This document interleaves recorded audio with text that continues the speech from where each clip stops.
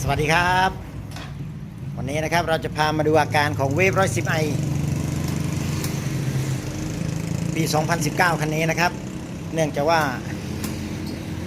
เป็นรถของน้องๆนะครับนักเรียนนะครับแถวๆนี้นะฮะขี่มาโรงเรียนนะครับแล้วก็บอกว่าบิดไม่ขึ้นนะฮะเนี่ยนะครับมีอาการดับนะฮะ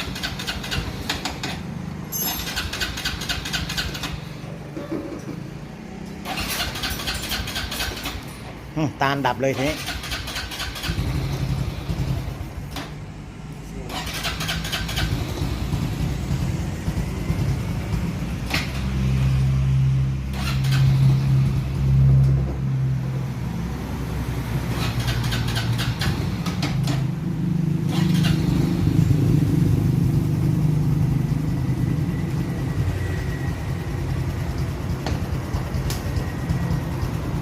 ปั๊มติ๊กทำงานไหม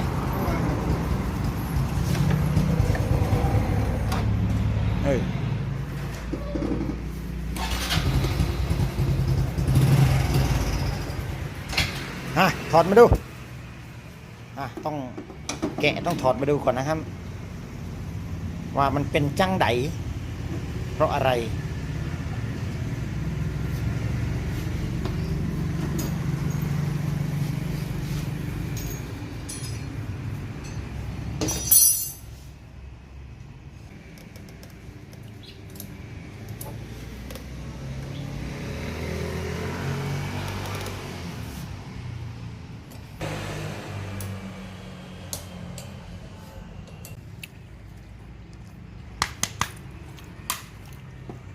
ในหัวฉีด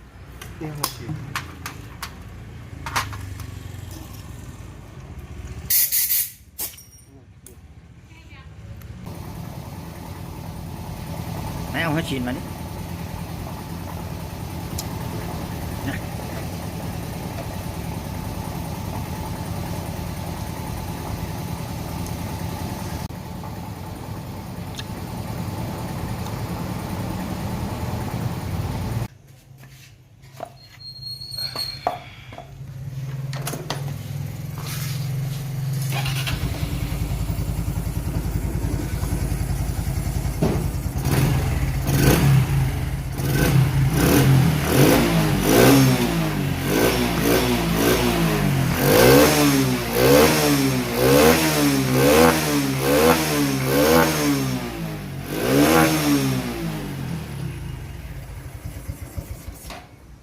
ตั้งเดือนให้หน่อย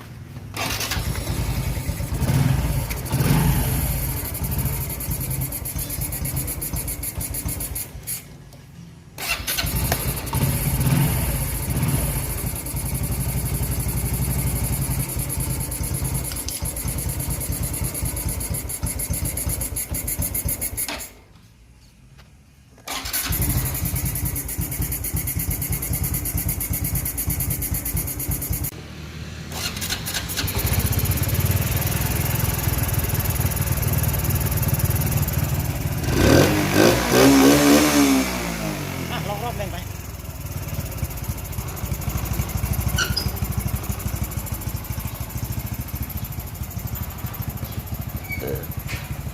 เวฟรุ่นนี้ทำไมบางโคลนกับไอ้นั้นคนละสีฮะมาอย่างนี้เลยเนาะอันนั้น